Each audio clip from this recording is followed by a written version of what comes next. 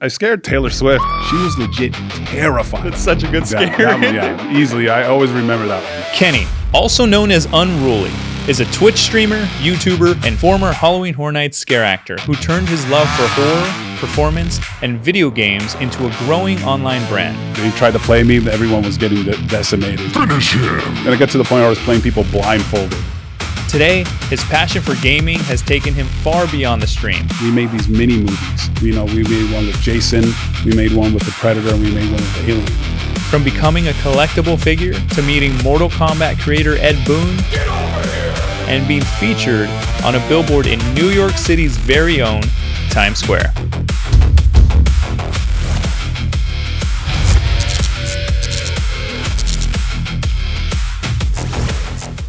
Kenny. Yo. Thank you so much for being here. Heck yeah, man. Also known as Unrooolie right here. That's right. Right here. Nice. So last time I had you on, we talked about Halloween Horror Nights. We talked about Twitch streaming. We talked about it all. Going back to that moment, when did you first realize performing can be a part of your life? Ooh, man.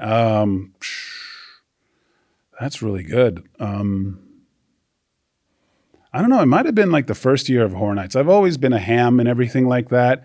And then like doing Horror Nights for the first time really got to like, oh, let me ham it up and everything. So like, and I think that's why a lot of people love scare acting so much, especially, like it's just because it just lets you let loose and everything like that and just be, whoever you want, maybe, ultimate persona. I think that's why a lot of people and like knots, they have like their alternate personas and stuff. But I think it was around then. I'm trying to think, was there any things like as a kid before?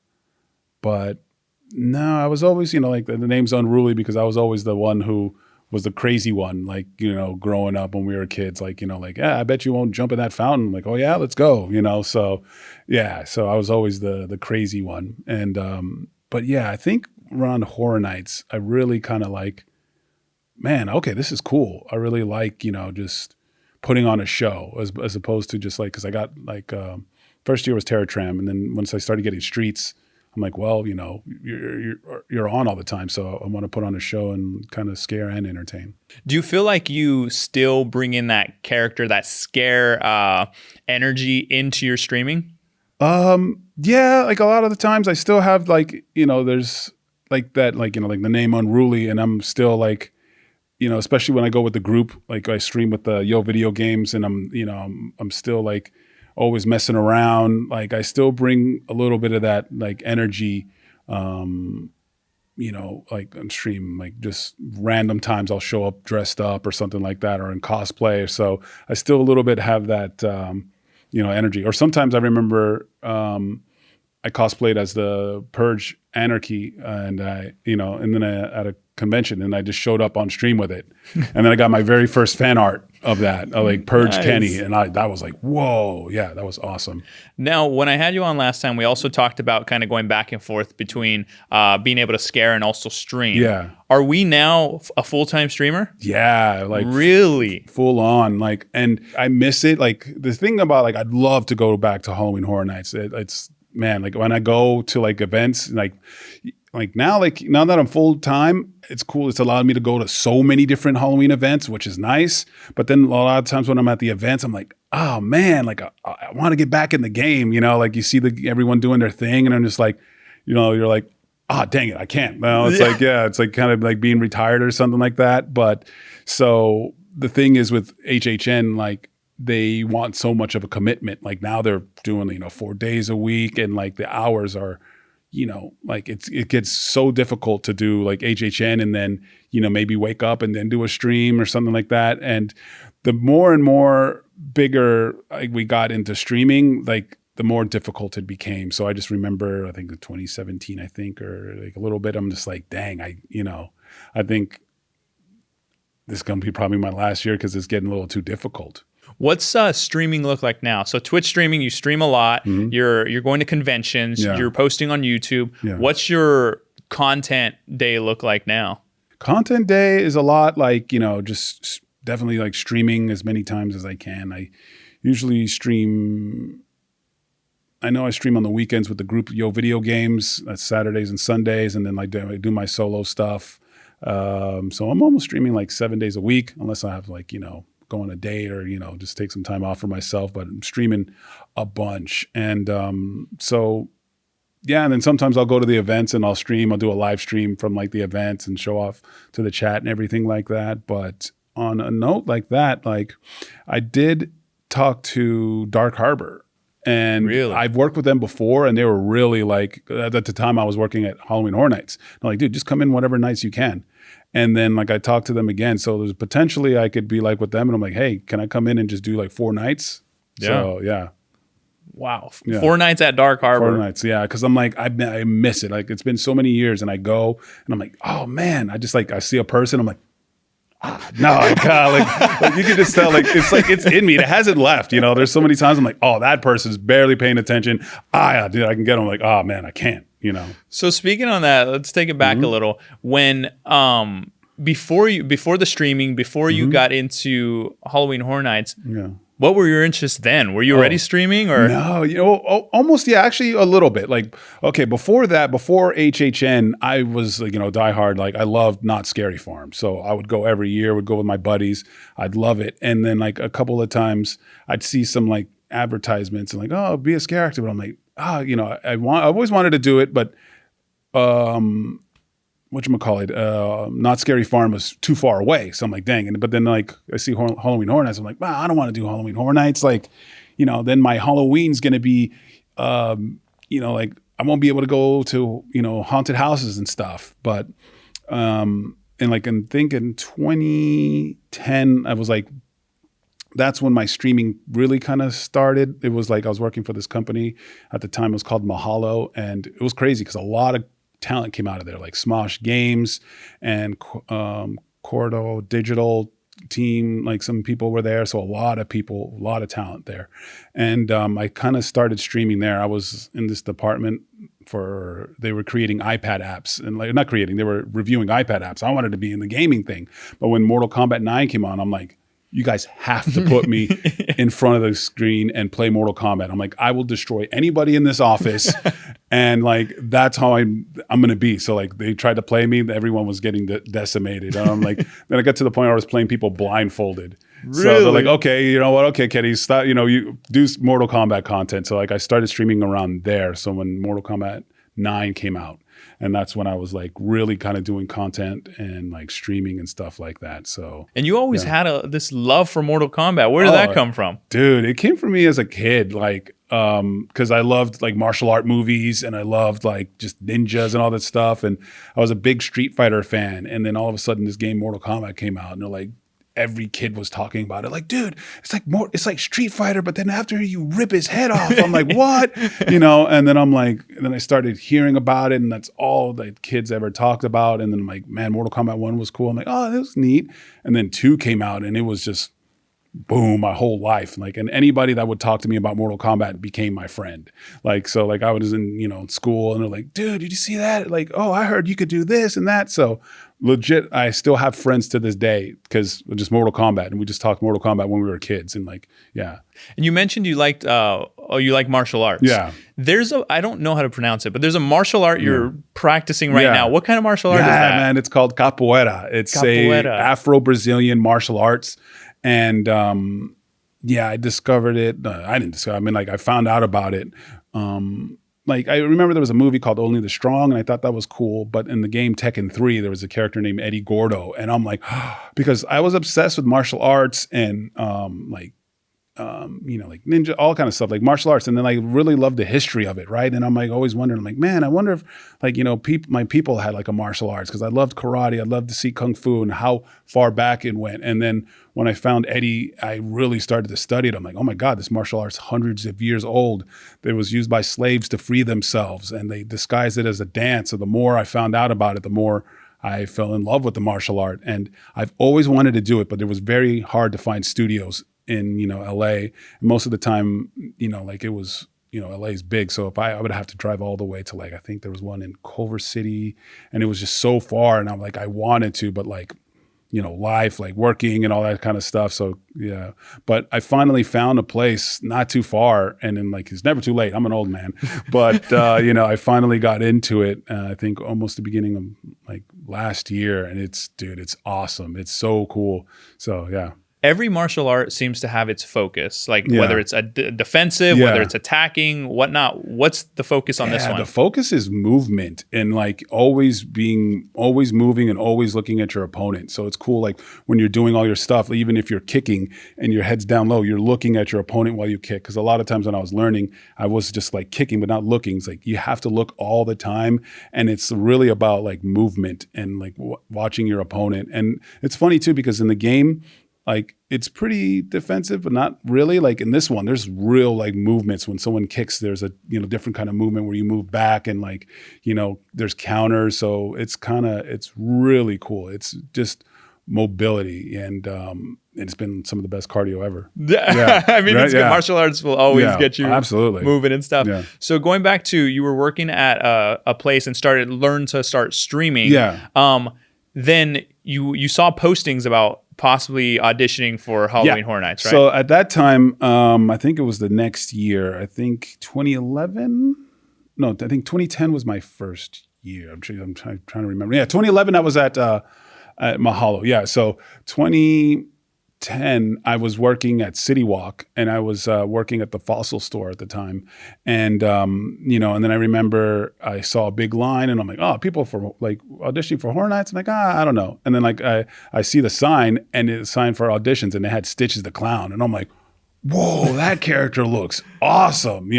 Like this punk, like this rocker clown with a leather jacket, and he kind of had like dreads and like really cool. Like, I'm like, dude, this looks awesome. I'm like, you know what? And then I saw another guy with dreads. I'm like, dude, if that guy's gonna audition, I'm gonna go audition. And that was like, and like I remember that was what made me do it. Literally seeing the Stitches art made me like, yo, this guy looks awesome, dude. I want to go like and do it. And I auditioned. And I got picked, but I didn't do Stitches. Like I was Terror Tram, but I was like, oh man, I'm not a clown. But I looked at my thing. I'm like, but I got a chainsaw. I'm like, yeah. Oh wow. Yeah. And probably the height. Yeah, huh? I think it was definitely the height for sure. Like the height. I had a key factor. And like, I may have like fibbed and said, yeah, I've worked with a chainsaw before, like doing yard work. I'm like, no, I didn't. But I watched a lot of YouTube videos, so. What was your, cause everyone has their own technique. What was your audition? What'd you present for them? Was it still back then? Was it still a group audition and a solo? Yeah. Still group, still solo, like Scare the Chair. And try to go like Wolfman, but like getting a little bit more and more intense and everything like that. And it's so funny too, because I'm looking back at like, cause I also got, this is way later. I got, say it with me. I got Walking Dead. And like, it's so funny too, because I look back at the, like, there's a viral video. It's like of the video of like the audition of like the group thing, and people are just going ham, and it's just like, you look at that video, I'm like, oh God, thank God I wasn't in that. But like, it's like too, cause like when I remember audition for the Walking Dead attraction, I'm like, like people were going ham because like they want to be seen. And I'm like, well, it's not about going ham, like, because like if you're a zombie, they don't do that. So when I was auditioned for a zombie, I just really concentrated on my movement and like how I would walk and, maybe a certain burst of energy and then go. But if you look at that video, everyone's like, they look so bad. And like it became a meme for a while. And I'm like, yeah, because like it's like sometimes in the auditions, I just kind of remember like, I'm not going to go too crazy because, because I did see some of the other ones. I'm like, damn, some people are going a little too nuts. And I'm like, I just want to concentrate like on my movement, on like some characters, like some good energy. And, because like, yeah, I just see people going way too much. And especially if it's a zombie, they're not going to like, yeah. But like people want to like show off like, look at me. So yeah. I'm just like, I'm going to let more of my movements and character do this thing. So you got the part, you're in Terror Tram, you get that chainsaw in your hand. Yeah. What's that feeling like, that first night out there being able to scare people? It was so cool. Like everybody loves it because it's like Christmas, it's like you get it and you're like, oh my God, and it's like, it's so cool because like, you get it, you're like, I just want to like start it. But like, like at the time it was this guy, he was the captain, and he was always very like, nobody touches it until we, like starts it until we say so. And the whole time you're just like, it's so cool because it's such like a fun tool, man. And it's neat. And so like the whole time you're there, just like, I can't wait, and, and then you're like, when you get it, you're like, well, I hope I could start it, you know, like, cause I don't want to be the guy that's like, you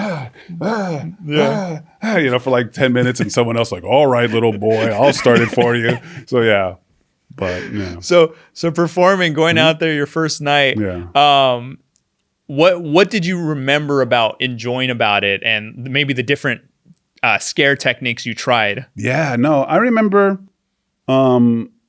like my first year, like I didn't know anybody, like, and I go in there, everyone's like camp, you know, returning, like, hi, hugging and all this kind of stuff. And I didn't really know anybody, but oh man, I should have worn my Thriller jacket, because that was the jacket I used to wear and made friends with. I had a Michael Jackson Thriller jacket, which I should have totally wore. My girlfriend, she bought me another one because that one is just too old and got, you know, but that's the one I wore all the time. And people were like, hey, red jacket guy, Thriller jacket guy.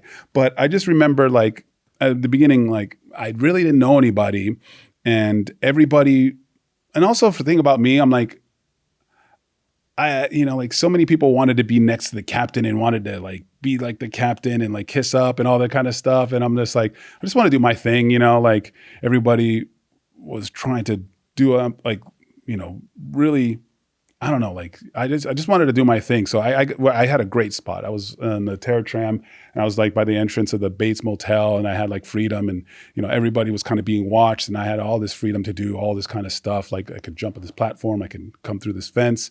And I think it was just like, I still remember like my first night, and like, you know, I think it was like employee preview, and I'm just like, oh man, like seeing the first tram, and I'm like, oh my God, my heart was beating, and I'm like, oh, here we go. And, you know, seeing the first people and lighting it up and getting that, it was like, yeah, it was absolutely, like, everyone will say like, oh man, it was adrenaline rush for sure. So it was so wild. Like, I'm like, man, I'm on this side of the, you know, thing now, because I used to go to Knott's all the time. What do you think separates a good scare actor from one that's maybe not the best? Maybe not the best. Yeah.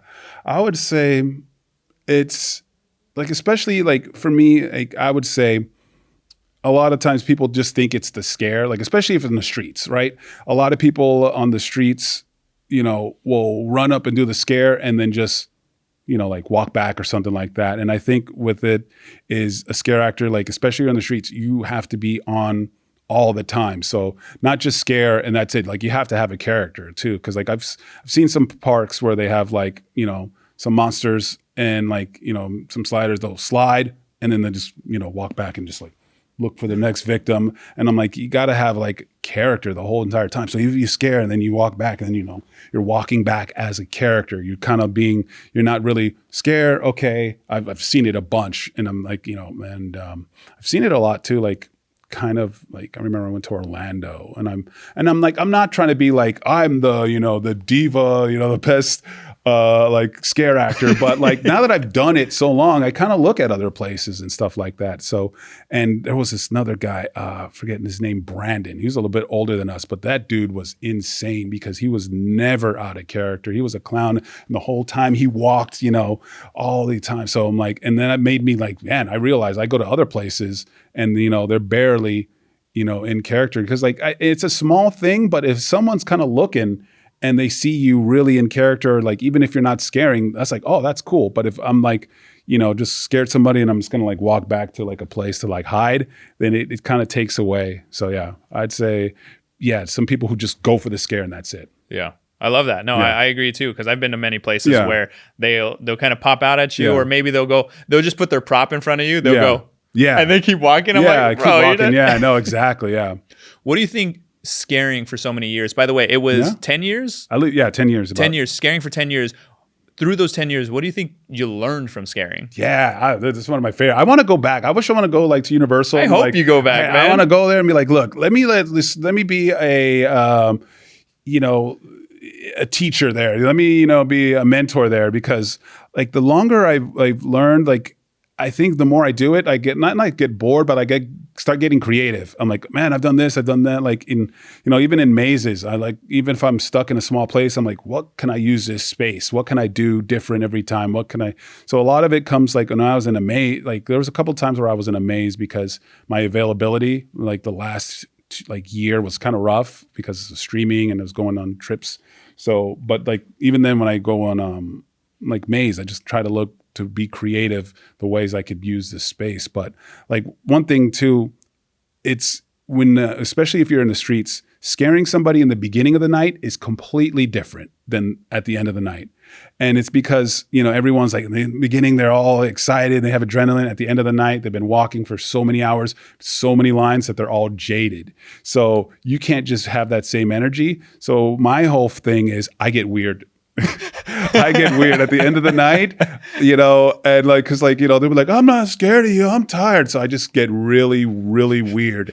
And then they're like, oh, and then they start getting scared again because, they've seen everybody jumping at them. So I'll get weird. I used to be like, like if I had a prop or like, I would just like kiss it and start being like, and they're like, oh, what are they doing? I'm like, no, like, like you. So it's like, I think you have to change like as the hours go on. Like towards the end, it's wild because we'll do the chainsaw brigade, but everybody's getting tired. So it's hard to get scares there too.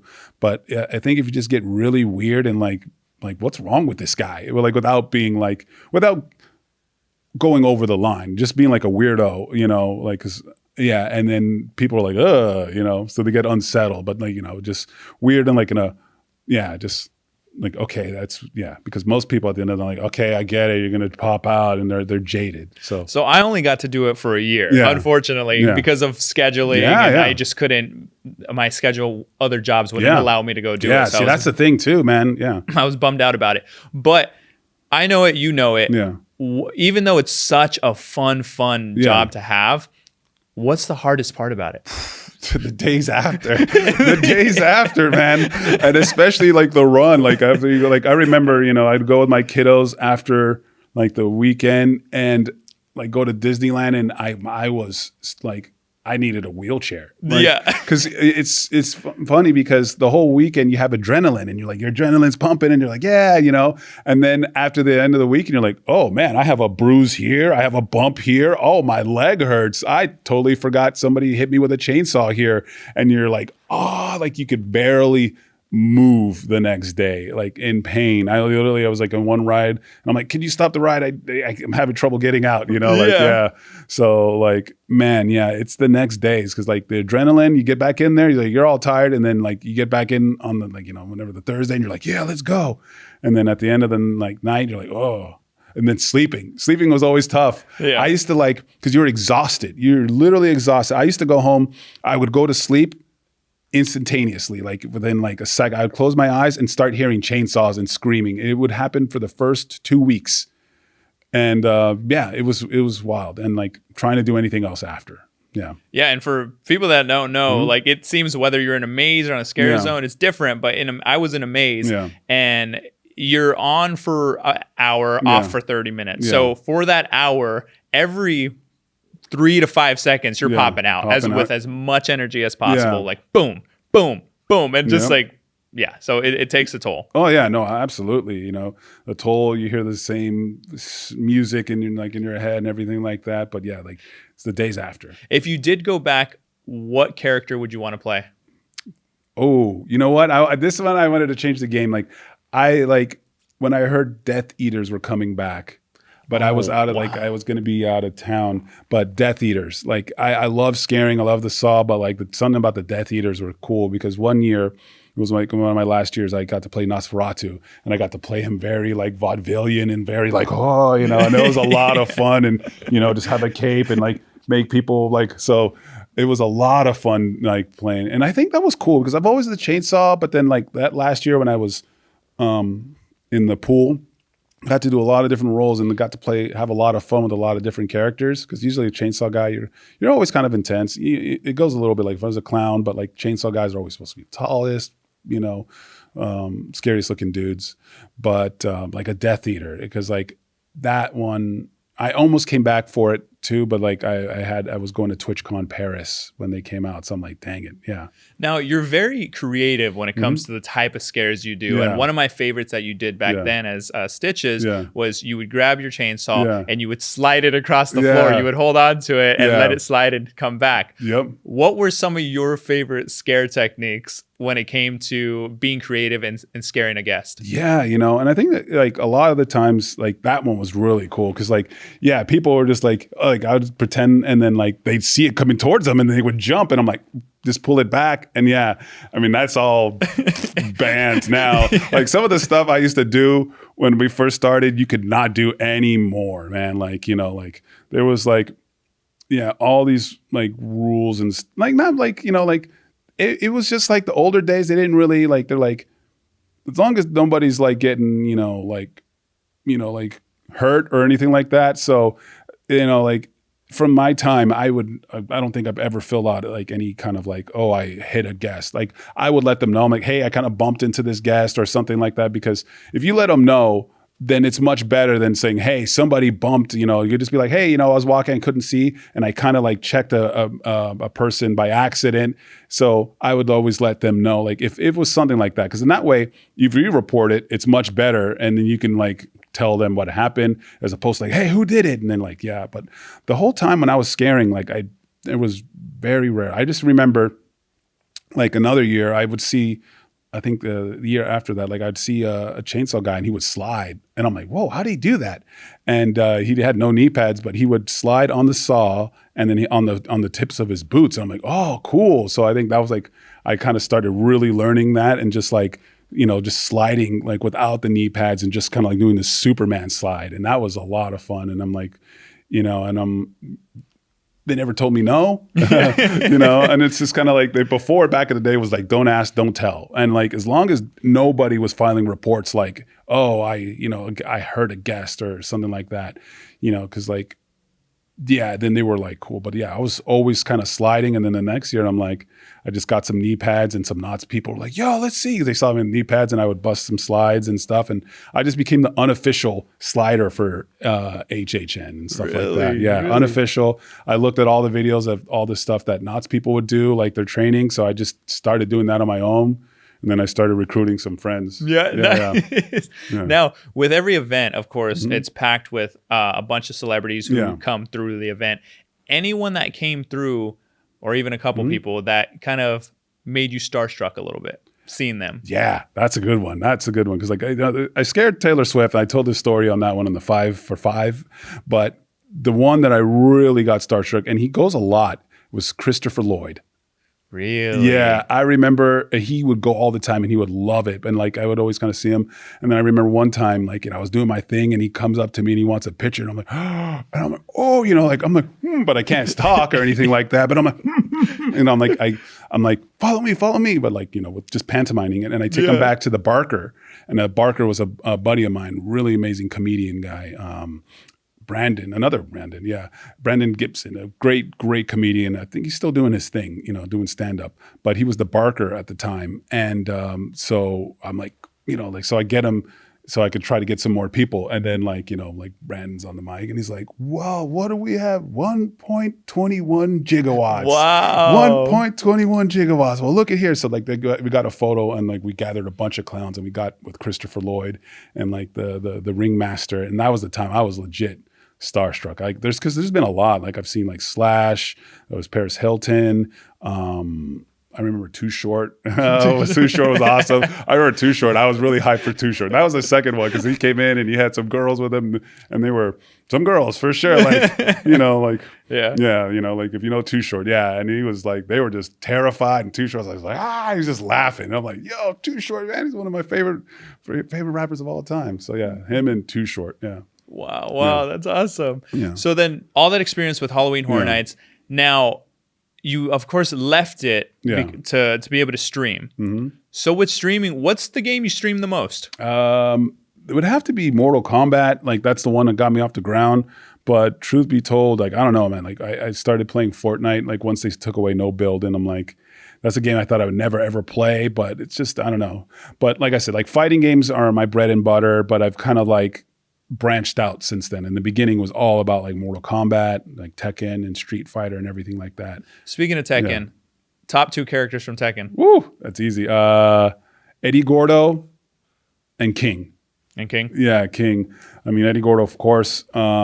King, even though now people hate him because he's annoying in Tekken 8, my God, he's a problem. But yeah, like, but King is well loved. He's awesome. No, Kazuya. Kazuya. Everyone loves. Like I've always like when it comes to like fighting games, I've always kind of like the secondary characters. You know, like everyone loves like the main characters. I always would like the secondary. Like in Street Fighter, everyone loves Ken and Ryu or something like Chun-Li. And I'm like, dude, I like Zangief, dude. He's awesome.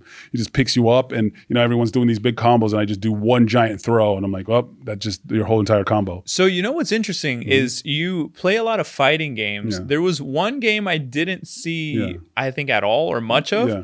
I'm a huge Super Smash Bros. Guy. So, and the reason I bring up Kazuya is because I've been using him in Super Smash along with some different characters. But is that a game you play? I do, but I like playing that with my friends because, like, Smash Brothers, it's great, but everyone plays it 1-to-1, like 1v1. But we're, YoVideogames, and there's 4 of us, and I love multiplayer games, and we always play Smash Brothers, 4 of us.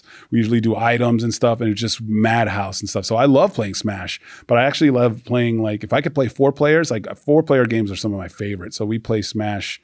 I don't play it too much on my stream because the internet connections for Smash isn't that good. So I play it with my buddies, and I absolutely love Smash Brothers. And also with, like I said, Fortnite, they have like on October they have the chainsaw, and it was so awesome. And that's when I really started liking because they have a chainsaw, and then you can like run and slide on it.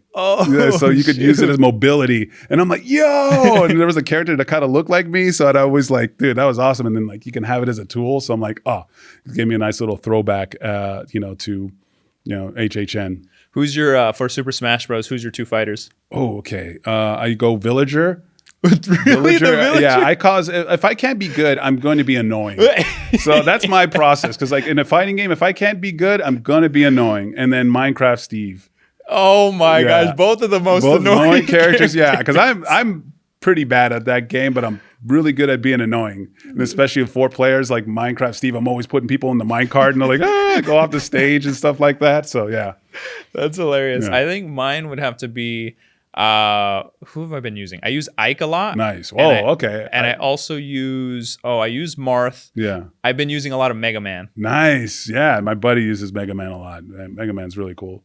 So you started with streaming with Mortal Kombat. Now, are you, because I see a lot of different things you post about Mortal Kombat with, whether it's like an unboxing or whatever. Yeah. Are you like officially a partner with Mortal Kombat, or what's happening Almost, here? Man. Like it's one of the coolest things of all time. Like that's, like I said, when I got this tattoo, I mean, it's hard to see because it's jacket, but like, because this was at the Mortal Kombat 11 release, and I've seen some other tournament fighter players get get the tattoo, and I'm like, well, my mom's gonna kill me, but like this game has changed my life. I went from being a nerdy kid that always kind of talked about it to now like the creator Ed Boon knowing me by name on a first name basis, and he's like, yo, Kenny, when he sees me, and I'm like, I'm blown away. So like it's just because like it's a lot of the things, like if you're passionate enough about something and you show it, then it pays off, because there's a lot of content creators. And I say that to like anybody who's like kind of streaming and playing some games. I know that people like Dead by Daylight and other stuff. And if it's a game and you just keep going and going and going, the people who make the games kind of see you and like, oh, dang, this guy's really good. Like, he's really passionate about the game. If you can be passionate without just like trashing, like if you can know how to like, if you know how to like, constructive criticism, instead of like, this is, beep, beep, just be online, like going to those, they're not going to listen to you, be like, yeah, you know what, this game's great, but like, this is something that's just really bothering me. And like, this is like, I think it could be improved. And then, they'll actually really take the time to listen to you. Cause but yeah, it's just Mortal Kombat. Like since I've been playing so many games and done so many streams and done like cool,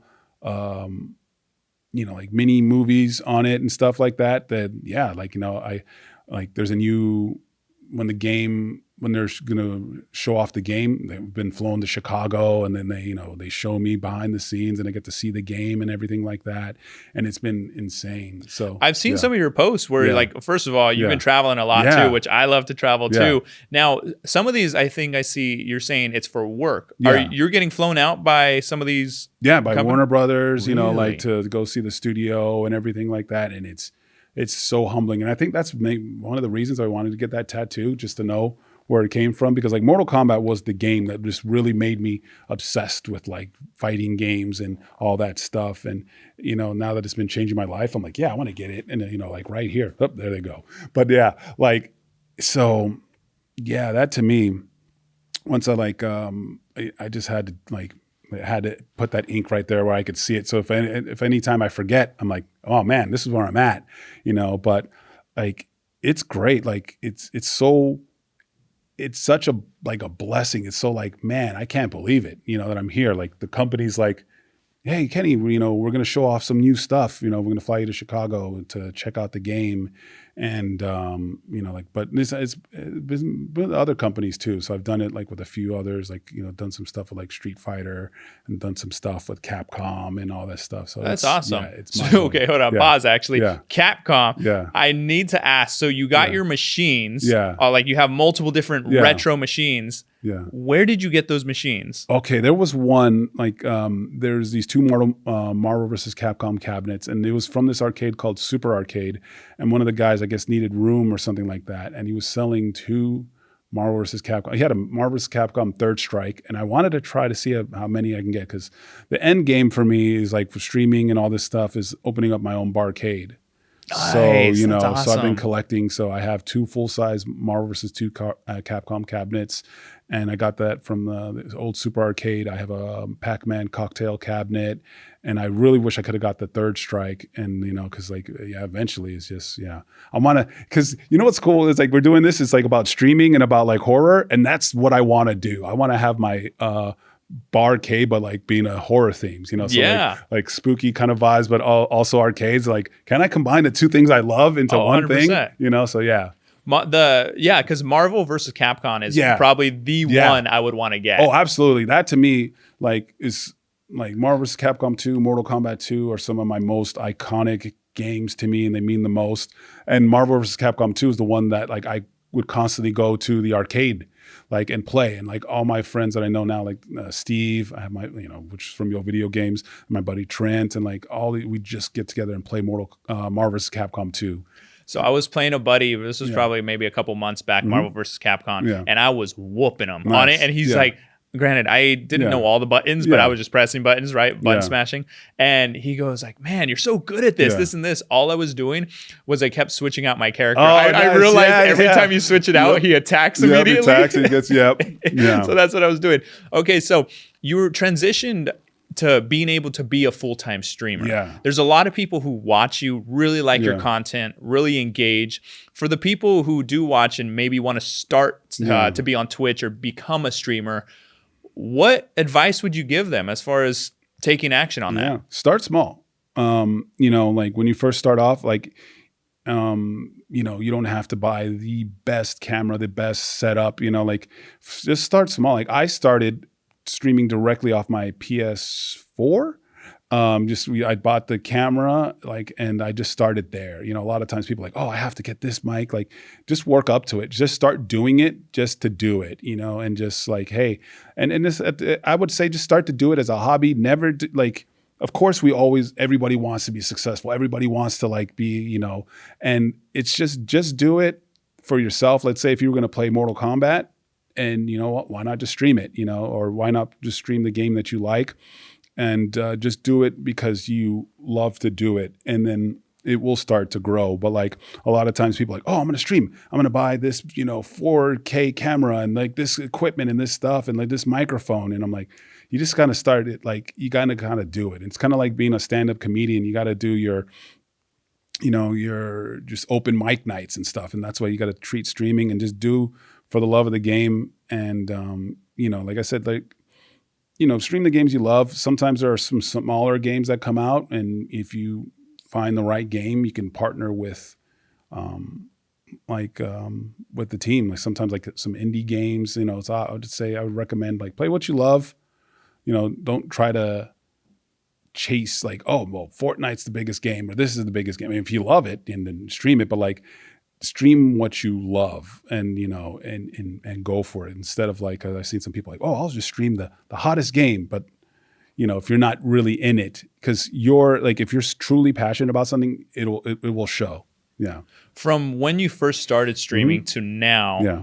what are some things you learned along the way of being like, oh, I need to be more engaging with my followers or fans? What are some things you learned along the way? Like along the way, like I said, yeah, my main thing is it wasn't like, your big equipment. Like, of course, when you start growing and then you kind of just, you upgrade and stuff like that. Cause like, oh, I love it, and okay. And it's starting to progress and everything like that because it's going to be one of those things, let's say you spend thousands of dollars and you do it and it's going to get in your head more. So that's why I say start small. It's not like, it's kind of like a penny slots, so if you play a bunch of penny slots for a while and you lose, you're like, hey, but like, I think in the beginning I learned is just to, cultivate your own garden. And what I mean by that is like, you're looking at other streamers, and the more you look at other streamers, like, oh man, they have like, 500, followers, or they have 1,000, like you're always kind of looking at someone else instead of cultivating your own garden. And like, just don't,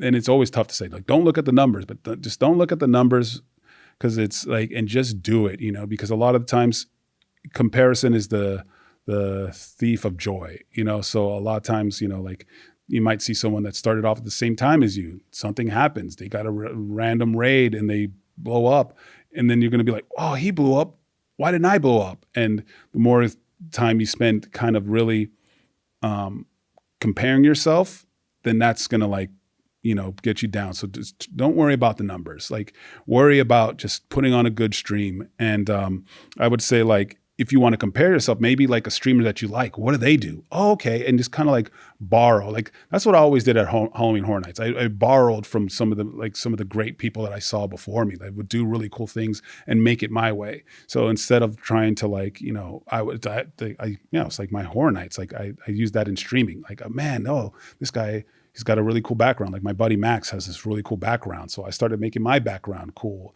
So then when you come into the stream, you see these Mortal Kombat cabinets, or you see these action figures, you see these posters, and it gives some people to talk about or something like that. So it's just, just don't worry so much about what other, because sometimes people would get mad. They would see like, I remember the hot tub streamers or like girl streamers, and they're like, oh, if you spend time focusing on that, it's going to, like, make you sour. It's just congratulate yourself for like doing a stream, even if nobody shows up or 2 people show up. Congratulate yourself for trying and doing it, as opposed to like, oh man, I didn't, my stream wasn't good because I didn't have 10 people or 100 people or 500 people. Just congratulate yourself for doing it. And I think the more you get gratitude for just doing it and trying it, you'll be happy no matter like, like, wow, dang, I didn't have that many people. Yeah. No, I love that. I think very well said. Yeah. How did you join YoVideogames? How did that come about? That one's cool. That's a question. Like if we get to YoVideogames, that people will love it. Like, cause they always like, yeah, how'd you guys come together? Like, and it was just because, this was the old fighting game community. So like fighting games back in the day, we used to have to go to Family Fun. I grew up in Granada Hills, and my buddy Steve, he went to my same high school. So I met Steve, who's a member of YoVideogames. We met in high school, and we met at this liquor store that had video games. Because back in the day, you remember the joke from Back to the Future 3. He's like, hey, how'd you get... Back to the Future... Yeah, Back to the Future 2 is like, how'd you get so good at the shooting game? And they're like, oh, that's because I played at 7-Eleven. Like, now I'm just, because like most people won't even get that. Like, what do you mean like 7-Eleven? Because they used to have video games in the liquor stores and 7-Elevens. And I met Steve there, and we used to play, and and especially that's how you became friends. Like there's an anime called High Score Girl, and that's what it was absolutely like. It's this anime that talked about what what arcades were like in like 90s and the early 2000s. And the more you started playing and seeing the same people, you started to become friends. So I became friends with Steve. I'm like, hey, I see you at school. And, and he's like, oh man. And we'd play each other, have good games. And then we'd go to Family Fun and, play games there. And I remember he lived in Valencia, and then he would play a lot in Valencia, and I would go over, and then he became friends with this guy named Max. And it was just very much like competitive, like which what I like which is kind of gone now online, but like when you fought somebody and they were really good, you're like, man, I got to play this guy again. A lot of times nowadays, if you fight someone that's really good, you're like, I'm not playing him again. I'm out of here, you know. But back in the day, you saw somebody and they were better than you. Like, man, they took it as a challenge to get better. And Steve was always like that. Like, you see somebody better than him, and he'd be like, well, I'm gonna like train and get better. But you know, at the point in time, Max and Simmons were friends, and like Steve was like the cross between like all of us. So, you know, and I would go to Valencia a lot too. Like we'd go to Magic Mountain. I ended up working at Magic Mountain, and we just kind of like, you know, became like, Steve was like, man, this guy's so really good at third strike, and you became friends, like, you know, because you respected each other's skill. And then I remember a lot of times, you know, we like. One of the first times I met Max is like, yo, Kenny, you got to come with me to my buddy's house. Max, he's got like, you know, he's got all the systems, or, you know, like a bunch of the systems, and he's crazy good at like, you know, fighting games. So I'm like, you know, I remember I met him. And that was like around 2008, I believe, you know, when I first started meeting Max and just kind of like being like acquaintance with him and stuff like that. But it was all through video games, and it was all just like respecting, like, man, this guy's good. And what's his best game? What's his best game? Man, third strike, amazing at third strike. But this guy, like Max, is great at every game. Like I can play a game, and I've been playing it for like, you know, like 8 years. And I'm like, hey Max, I'm going to teach you this game. And like, oh, he's like, oh yeah, what do you do? Like teach. And like, and then in 15, 20 minutes, he's already like he's destroying me. And I'm like, bro, how? You know, so that's the thing too. And it's just like, Max will start touching a game and like understanding it and just be like, you know, I remember we taught him Mortal Kombat, and that's how we really became part of the group, because he knew I was the Mortal Kombat guy, and then there was a new Injustice game. He's like, oh, I want to learn this. So Steve's like, well, yeah, if you want to learn Mortal Kombat, get Kenny. You know, get Kenny in there to help you too. He's really good at it. You know, it'll like, so like, I think it was Steve's idea to like bring me in to teach him like Mortal Kombat, and we taught him Mortal Kombat, and like, you know, like we showed up in the first videos, and the people were like, hey, we like these guys and stuff like that. And it was early, and there was still no cameras. They just heard our voice. And I remember like a couple months later, he's like, oh yeah, he used the camera and put us on and everything like that. And they're like, Kenny and Steve are black? Because they could only hear our voices. And we grew up in the Valley. We had like Valley talks and mannerisms. We're like, yo, no, dude. And like, you know, so yeah, but yeah, we just met through the love of video games and just being like, you know, back in the day, you would drive to different arcades to get a good challenge. So, you know, that's how we met. Like, oh man, these are, you know, let's go to Valencia, and Max and these guys are over here. I also saw that you became a collectable altogether. Yes. Oh my gosh, dude, that was crazy. What was that like? That, like, I heard about it, and Max is like, hey guys, like, you know, check this out. And what one of the things I admire about Max is like, when something cool happens, he brings us in. You know, he's like, yeah, this is cool, but like, I want my buddies there, you know? So I think the company U2's like, yeah, we want to do a figure. And he's like, Max is like, yeah, but I'm like, but I got to get my boys in there, you know? Like, and they're like, okay, yeah, we can do that, you know? So now there's like a collectible of all of us and in the couch. And I'm like, that's always been a dream. I'm still collect action figures. I loved it ever since I was a kid. And then the fact, like, now I'm a tiny collectible is so awesome to me. And I'm like, it's one of the most mind-blowing things to me. It's freaking awesome. I saw it. I went, sold out. Yeah, I guess they had a certain amount of them, I'm guessing. Yeah, like they have like a window for like a couple months. And like, yeah.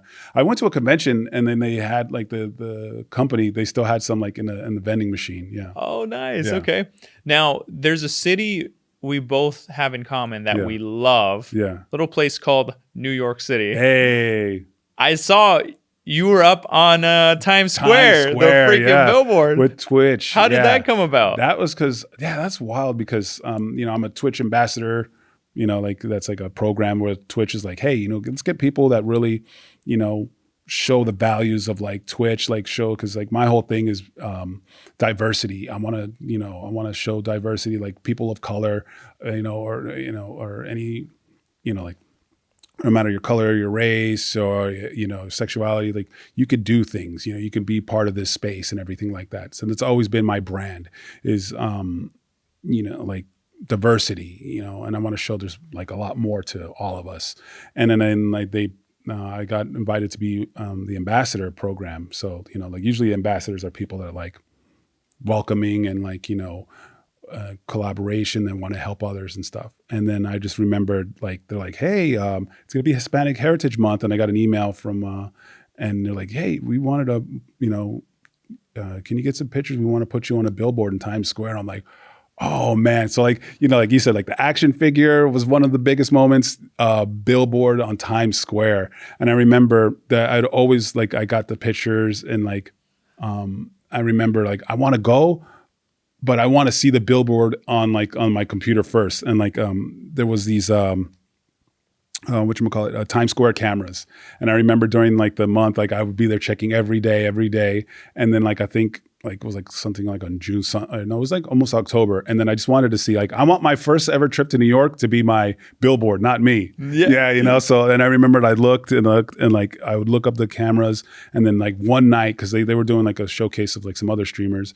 And then the other night I just saw myself and I'm like, oh, it was so crazy, man. Like full massive billboard. And I'm like there and I'm like, okay, once I saw myself, then I booked my trip to like New York to see it in person. And like, and then I FaceTime my mom and dad and they're like, oh, and like, one of my legit most proudest moments ever is just being like on a billboard. And I'm That's like, freaking awesome. Yeah, I was just walking around like, yeah. Who's that? Oh, wow, look at that,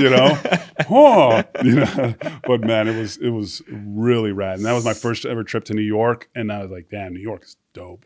I love that city. In the past like 2 years, I think I've been 7 times. Oh, lucky. Dude, I've been once. I want to go back so much. It's such a fun It's city. so dope, man. It's just, the subways, you walk everywhere, good food, like just like, man, if I could live anywhere else, I would live in New York. Agree, 100%. Yeah. Like you go into a restaurant, old school restaurant, whatever, jazz place, whatever the case, you come back out and you're right on the street. Yeah. And like, but when you go into these places, it seems like you're transported into like another world. Oh, absolutely, man. Like, just, like I said, and then you don't even need a car, like by the first day, I'm like, just like the app, I'm like, just knew the boroughs. I'm like, oh, I want to go here, Coney Island, I want to go Queens and stuff like that. And it's just, You mentioned different, partners have flown you out to check out new releases and all that. Anything you're working on at the moment or things coming about for content, anything like that? Like I've worked with PAX before. I went to PAX East and that was a lot of fun. And that one was really cool. I think maybe I told you a little bit about before, but I had worked with like Xavier Woods, Khalil Thomas, and then Kenny Omega. And I was at PAX East, and like I got to have like the first ever. Well, no, I think there was a time they've collabed before, but we got to have another, WWF or WWE. I'm old versus AEW, and like like Kenny Omega was on my team and everything like that. But I know I'm going to do a couple of days at Evo just to say what's up. We used to do it on a more official capacity, but I'm just going to go more now as just, to hang out with the community for a couple of days and head back. But there's talks of like doing PAX now. It's different kinds of PAX because they run shows amazing. So, and I think, we want to do more events to just meet more of the fans in the community and stuff. So, yeah. Nice. Speaking of community, as a streamer, how did you build your community? Man, like, like that, a lot of it came from YoVideogames too, but like, and I'll talk, this is always a funny thing that I've always wanted to talk because like a lot of times I get like, some trash talk or something like that. And they're like, oh, you're just, you're only, where you're at because of Max or you're, just, you better thank Max. And I'm like, oh yeah, you're right. You're absolutely right. I'm like, I'm like, that's not even a question. Yeah, I'm here today because of my buddy Max and like the opportunity he's given me. But I will say this, I'm like, I've been given the opportunity, but the thing is I have to have the talent and energy for it. Like Max could be like, hey, here you go. And if I'm like, hey guys, like low energy or not bringing anything to the table, I wouldn't be successful, right? So yes, I had a push, absolutely. But I'm like, so when those people, whenever they talk trash or they'll be like, yeah, because you're Max, yeah. And I'm like, yeah, absolutely. I'm like, I'm here because of this, man. And I'm like, but I have to give myself some credit. Like if I wasn't, entertaining or, good at fighting games, I'm okay, but at least I'm good enough to be good and entertaining at the same time. So, a lot of it came through YoVideogames, but I give myself a lot of credit because sometimes you can give a push, but then if I'm not bringing it, I would, they'd be like, if it wasn't fun to watch, I wouldn't have these opportunities in myself. So yes, I did have a push, but like I do give myself credit for like cultivating it as well. So yeah. And I think that's life in general. Yeah. Like life is filled with different opportunities or different things that come about. So if that presents itself at its door, then you still got to show up and do that. I Absolutely. think you yeah, completely, exactly. Yeah. I can't have an opportunity and just, half-ass it. And, and I won't get anywhere, and it'll show. So a lot of the time, so like when those, for anyone, all the hater guys, the haters that would be like, oh, it goes to Max. I'm like, you're right. I'm like, dude, if Max said, hey, Kenny, I have to move tomorrow, I'll be there. I'll be there with a pair of work gloves. And I'm like, what do we got to do? Because I'm absolutely grateful for the opportunity, but like, it's an opportunity that I had to take and work with. So that's what I'll say for sure. It's just, work with it. And the thing also about my community, like communities, like I was fighting games. Fighting games are, it's called the fighting game community. It's something I can have my, community and we can play fighting games together. And so I think that helped a lot because like a fighting game is very much like, I can be interactive with my community and we can play those games and stuff. You think I can beat you at Mortal Kombat? Yeah, that's not gonna happen. It's not gonna happen. I think it'd be like, because I've said like, it's, I'm not trying to. I thought I'd ask. Yeah, right. Because I used to, like I said, like in the Mahalo days, I used to beat some of the guys just blindfolded. Really? Yeah, oh, that's right. Just put a blindfold, and I could just say Melina, just remember my moves. I almost beat Ultimate Mortal Kombat 3 blindfolded. I got to like the second sub boss, but completely blindfolded. Yeah, and got pretty far. I'm gonna probably do that again. It was pretty. Oh, actually, I wanted to ask, what did you think about the movie? Oh man, okay. So that too, I got to watch the second movie, and like like saying like like events. Like I got like an email, and they're like, hey, sign up. Like we want you to come to the premiere. And man, I got to go to the premiere, and it was my first premiere. I was I probably would have gone to the first one, but that happened during COVID. So I got to just do a virtual interview, like like through Skype. Through the first one, but like the second one, I got to go to the premiere and meet like so much of the cast and everything like that. It was one of the coolest things ever. So like, yeah, the Mortal, the little action figures, being on Times Square, going to the Mortal Kombat premiere. And I'm like, man, these are the things I'm like, I can't even believe it where I'm at. I'm like, this is crazy where I'm at. And I started off as just a kid who just wanted to play Mortal Kombat and talk about Mortal Kombat. And same thing about my buddy Max. I love Street Fighter. And like, that's just to say, it's just, we're all, four dudes that were passionate about things that we loved. And it's led us to here. And it's mind blowing. Every day, I'll look up, I'll look down on my tattoo. And I'm like, dude, just because I loved Mortal Kombat and never stopped playing and kind of talked about it, I'm here. And the movie the premiere was amazing. It was like the movie I liked. I think I gave it like a 7. It's good, but it's just like, oh, you guys want fights? Well, here you go. It's like, oh gosh, But yeah, I had a lot of fun with it. I took my niece to see it, and she loved it. She's like 12. But like, you know what? Hey, I played Mortal Kombat when I was that young. Mortal Kombat's for the kids. Yeah. She loved it. She loved it. She was watching. She was like, yeah. So very action packed. Yeah. Now, talk a little bit about the helmet you got and how you won it. Well, I don't know what it's specifically called. Oh, the Shao Kahn helmet. Yes. I remember, I had this cool Shao Kahn helmet. This guy named Darb Designs. And I remember it was a time of a breakup. I had a bad breakup with my girlfriend. It wasn't like bad. She's just like, oh, I'm sorry. It's one of those just break your heart moments, Yeah.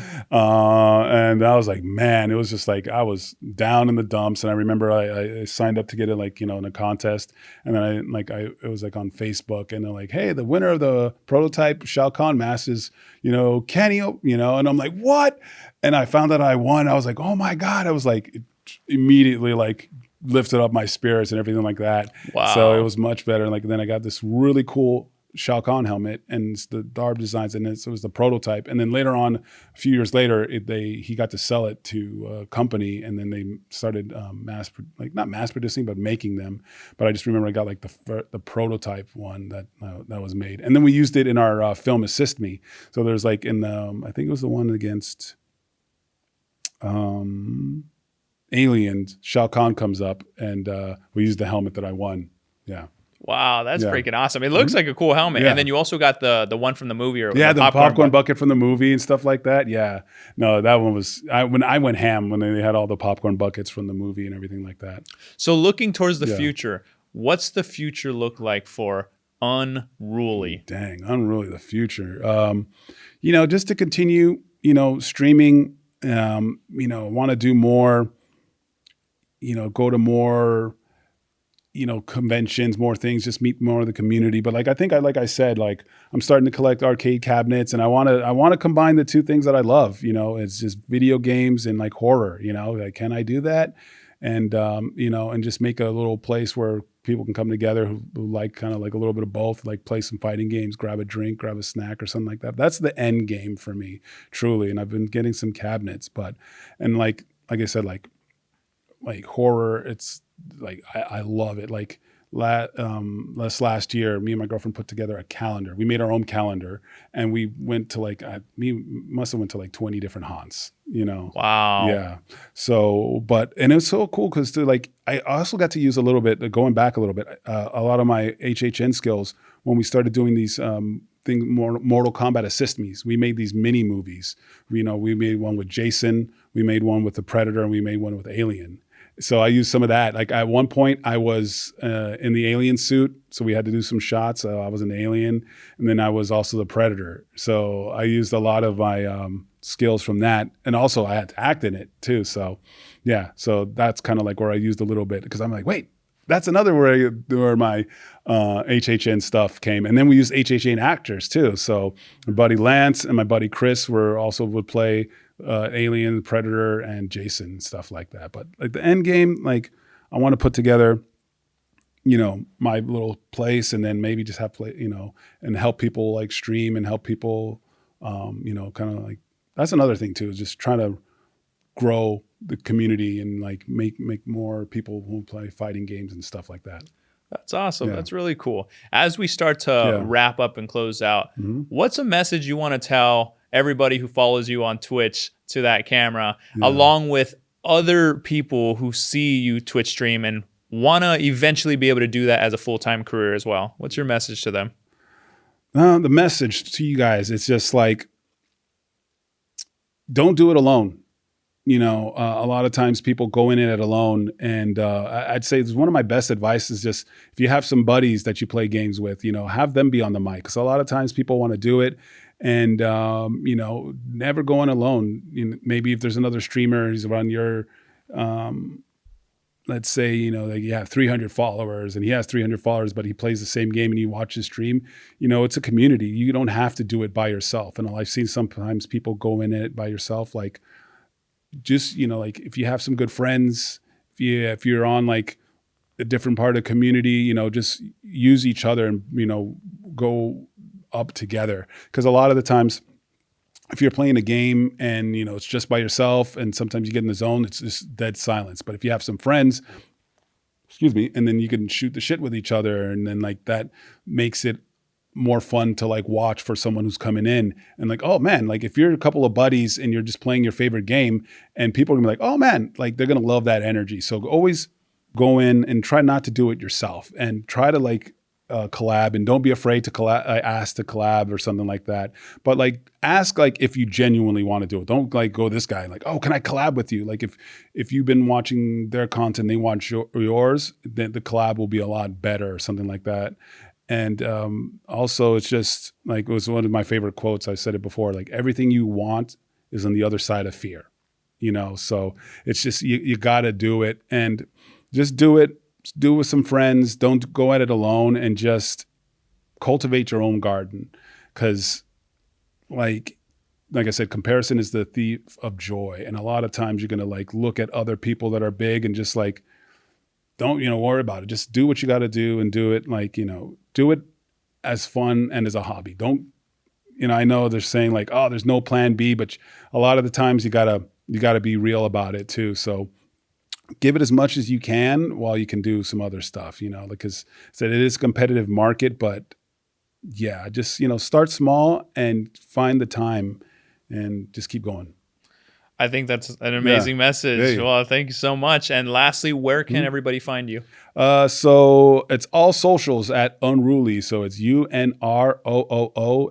So that's on Twitch, on YouTube, and I don't do TikTok that much. I should, but like I don't know. I'm the old. Like what do I do? Like you're not old, man. You look good. You look good. I'm trying to. Working out, capoeira, and stuff like that. Nice. Instagram, all that stuff. You can find me there. I just had a post go viral about just made a funny thing about no one ever says, hey, it's always, are you autistic? It's never thanks for talking to me about Mortal Kombat for 35 minutes straight, and then everyone's like, man, I feel that and stuff like that. So you can find me on all those socials and yeah. Well, that's going to wrap up this episode. Woo! Thank you so much for being on it. Man. Dude, thank you for having me again. It's good to be back because a lot has changed since that very first episode I did with you. A lot. So, yeah. Glad we were able to talk about it. Heck yeah, man. Well, thank you so much for tuning in. There it is right there.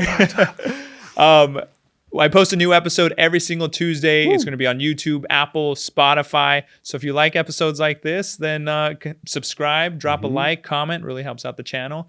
Other than that, we will see you on the next episode. Peace. Yo.